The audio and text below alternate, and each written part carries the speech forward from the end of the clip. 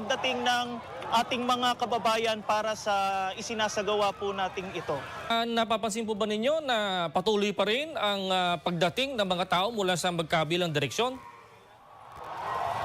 Opo, kapatid na Emmanuel, ang katunayan nga po ay hindi na po talaga madaanan ng sasakyan itong aming kinaroroonan. Pagka nagkaroon po ng pagkakataon ay magpapadala po kami ng drone shot. Ipaalam din sa ating mga kababayan yung sitwasyon po dito. Mabigat, no? Medyo mabigat yung nagiging resulta doon sa daloy ng trapiko. Ano ang napapansin naman ninyo na reaksyon ng mga ibang nariyan sa kabila ng ganung sitwasyon? Yung reaksyon ng ating mga kababayan na motorista po, salamat daw dahil sa may ganitong mga grupo ng mga tao na handang Sitwasyon po dito sa kasalukuyan sa bandang Ortigas Bridge ay ganun pa rin, mabigat pa rin po ang daloy ng trapiko at para na pong parking lot itong bahagi ng Ortigas pababa. At ngayon, ang situation po dito ngayon, dahil nga po sa ang busway, ang ginagamit po ng ating mga motorista para makatawid po dyan sa may bandang People Power Monument, ang ginagawa po ng mga nasa MMDA ay inuusog po nila yung mga barricade para po maging 2 lanes po at lumuwag po kahit papaano ang daloy ng mga nanggagaling po doon po sa bandang south.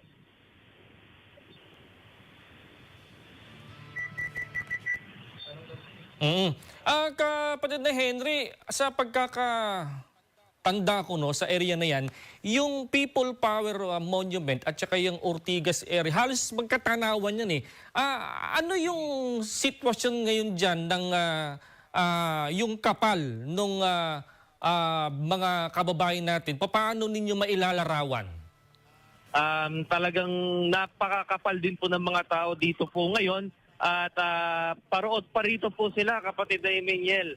Merong iba na papunta sila ng People Power Monument at yung iba naman po ay dahil nga po sa kakatapos lang po ng ulan, medyo humupa na po yung ulan. Yung iba po sa ating mga kababayan ay lumabas na rin po sa kanilang mga sasakyan, papunta na rin po doon po sa People Power Monument. Kung paanong naitanong ko yung sitwasyon doon sa People Power Monument, no, dyan sa naaabot naman ng tanaw mo dyan, kapatid na Henry, no, sa magkabilang direksyon, kumusta ngayon ang daloy ng mga kababayan natin? Nagpapatuloy pa rin po ba yung pagdating nila? Po, tuloy-tuloy pa rin po yung pagdating po ng ating mga kababayan na mga nanggagaling din po dito sa South. Yan po, tuloy-tuloy pa rin po yung mga pagdating po nila. Diyan sa sa naobserbahan po ninyo sa mga kababayan natin nariyan, ano yung kanilang ipinakikitang damdamin habang natitipon sila diyan sa lugar?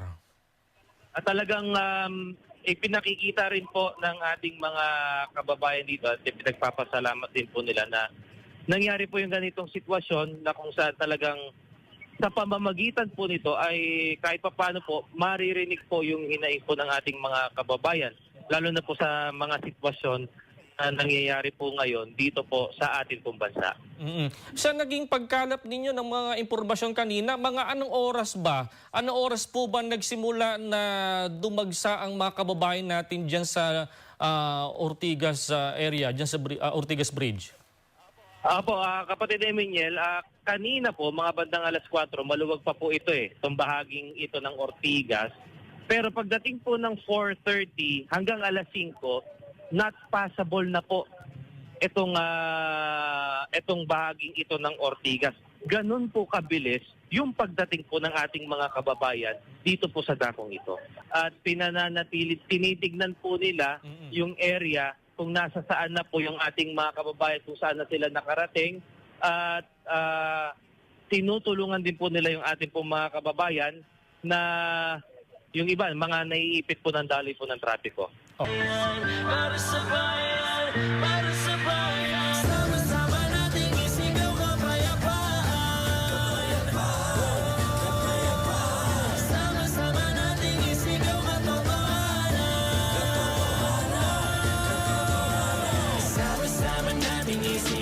sa bayan. Ibalik ang perang ninakaw sa taong bayan. Iwas tungin tama, maling nakasanayan. Para sa bayan, para sa bayan. Mga nagdudulot ng lalo pang kahirapan. Huwag itago sa mga tao ang katotohanan. Ibigay ang hustisya, yun ang aming kailangan. Katotohanan, para sa bayan. Iba na ang aming nakikitang mga pakanang sumisira. Tinatago ang hustisya at batas ay pinipera. Nilalasan pati media, dinanakaw pati kita. Walang kang maniwala, kailangan maligaya. Di nyo na kaya na pagtakpan, pabaluti man na pera. Huwag na palalain, kami na rin inaing ng taong bayan. Kami na nga dumadaing, dumating na sa puntong di makailing. Susugot ang lipon ng lano ng dumidilim. Huwag nyo nang itago, iliyag nyo sa mga tao. Huwag nyo lutuin sa Senado, wala na kayong maliloko. Mulat na lahat, kaya kailangan nyo magpakatapat. Di na dapat itago pa, dapat lahat sa amin ay lahat. Huwag nyong baluktutin ang aming saligang batas. Huwag nyo sanang kontrolin kayong mga nasa taas. Huwag na mabuting mangyayari kung lahat nagtataguan. Tiwalang inari, huwag sayangin, dapat ipanindigan. At kailang kampiyan, ditwaan nating pagsigawan ng kapayapaan. Ating ipaglaban ng karapatan, pagkaisahan ang katotohanan. Sama-sama nating isigaw para sa bayan. Ibalik ang perang ninakaw sa taong bayan. Iwas tong itama ang maling nakasanayan. Para sa bayan, para sa bayan. Sama-sama nating isigaw para sa bayan. Ibalik ang perang ninakaw sa taong bayan. Iwas tong itama ang maling nakasanayan. Para sa bayan, para sa bayan. Mga nagdudulot ng lalo pang kahirapan. Huwag itago sa mga tao ang katotohanan. Ibigay ang hustisya, yun ang aming kailangan. Katotohanan, para sa bayan. Kung alam nyo lang, pagod na kaming makakita pa ng mga katiwalian. Sabik na kaming makamit ang hustisyang inaasam. Sa mga pagdalit kami nakamasid sa sinasagawang mga habang. Pinapagilihim mga dapat sa amin ay maipaalam. Bilang mga mamabayan na laging kahirapan na ang pinapasan sa bansa na sagana na masayaman ang kaso nila mapinagkaitan ng tsansa na magkaroon ng karapatan para sa kapayapaan. Pakinggan ang aming mga sigaw, katarungan at kaliwanagan. Kasi sa totoo lang kami ang nagdurusa. Pag dumaraan mga kalamidad sa una kami ng pamilya na nagluluksa. Kasi nga usalan yung kaban ng bayan ay para sa kaayos na napupunta. Napasa kami ng mga pinagtiwalaan na puro palagahaman at binubulsa. Kaya tama na, mananawagan po kami ng pamahalaan. Tapat at may pusong dalisay na walang bahid ang kasinungalingan sapagkat hustisya at katotohanan ng iba nila malata. Habang bilyan-bilyan po din nilalamunan ng hangin kaya't ang aming sigaw iliwanag ang katapatan at katarungan sa bawat mamabayan at panuwag ang managot ang mga dapat managtuwa para sa sambayanan. Sama nating isigaw kapayapaan. Sama-sama nating isigaw katotohanan. Sama-sama nating isigaw kapayapaan. Sama-sama nating isigaw katotohanan.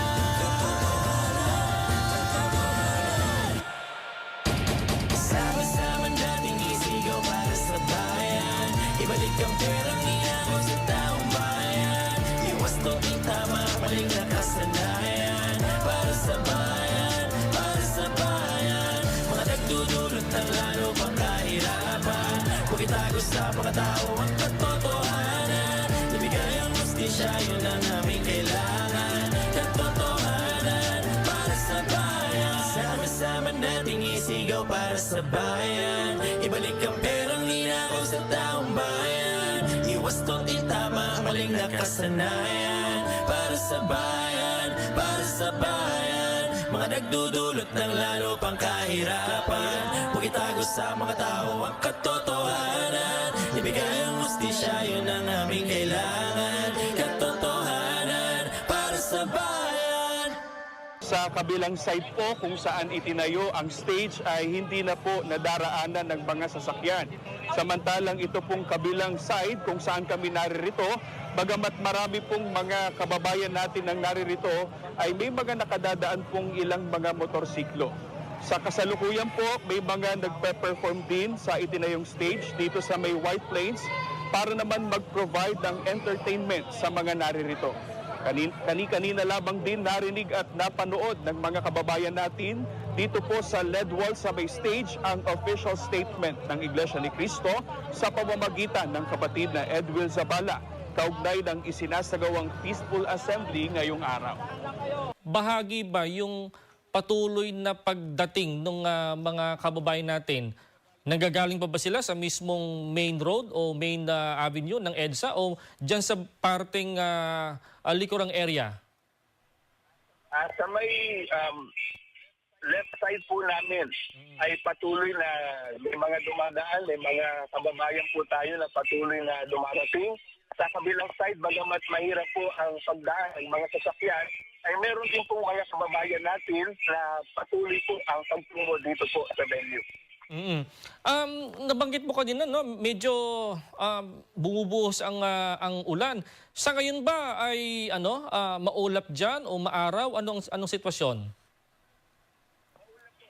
Emmanuel, kaya lalo pong nakatutulong dito sa mga kababayan natin, hindi na po umuulan, hindi na sila nababasa, hindi rin po masyadong mainit ang panahon po dito po. Kaya narito po sila, nag-enjoy po sila, ipinapakita po nila ang kanilang pagkakaisa, ang kanilang damdamin, alang-alang po sa ating pambayan.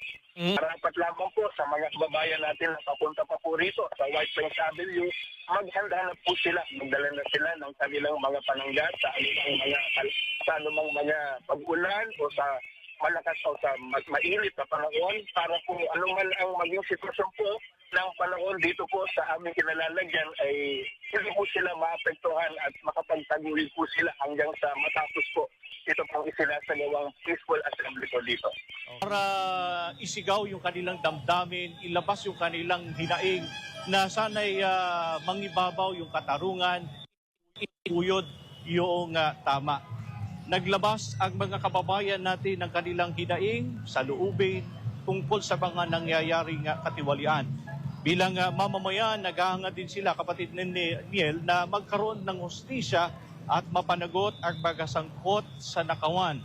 Ayon sa kanila, nakapanayan namin ang ilan sa mga kababayan natin na umulan man o umaraw ay mananatili sila dito sa liwasan na Bonifacio para patuloy na iparamdam yung kanilang hangad na sana'y mapakinggan, yung kanilang inaasam na sana'y mapanagot na ang lahat ng mga sangkot sa katiwalian at mangibabaw yung katarungan. Kung maririnig po ninyo, kapatid Daniel, meron po kasing naka-set up po na stage at kasalukuyan po ay meron pong mga nag-perform para magbigay ng kasiyahan at kaaliwan doon sa mga kababayan natin. Yung pagkadismaya po nila na sa tagal-tagal na panahon doon sa pagsiwalat doon sa mga flood control ay wala silang nakikitang solusyon o nakikitang anumang development. Wala rin silang nakikita pang napapanagot kung sino-sino ang mga involved doon sa nakawan. Kaya naglaan sila ng oras, ng panahon, sapagkat ayon pa nga sa kanila bilang mamamayan, tungkulin rin nila at pananagutan rin nila na sana'y mapanagot na ang lahat ng sangkot, maituwid, maitaguyod ang katarungan. Bagamat pabugso-bugso ang ulan, may pagkakataon na napakalakas ng ulan, hindi sila umuwi. Malawak itong liwasang Bonifacio sapagkat ito yung Freedom Park. Hindi lang yung nakikita rin sa aming likuran. Sa paligid, sa ilalim ng mga puno, marami tayong mga kababayan na naandito. At patuloy nga lalagdagan ang kanilang bilang sapagkat patuloy din naman yung pagdating ng ating mga kababayan na mayroong na iparating. Nakakatuwa, kapatid na pagkat makikita yung ayusan, yung disiplina, yung kasiyahan sa isinasagawang pagtitipon ng ating kababayan. Nabanggit niya, wala yung daloy ng trapiko. Kung iligat yung daloy ng trapiko, tuloy-tuloy naman sapagkat susunado yung mga kababayan po natin na nagtungo dito sa trapiko. Kapatid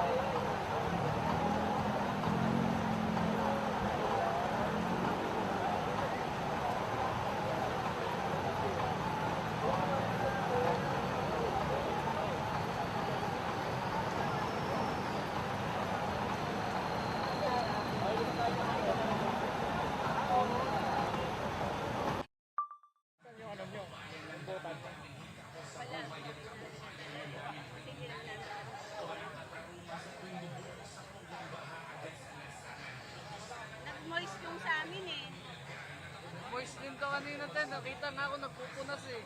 Sa live Kami sa loob na.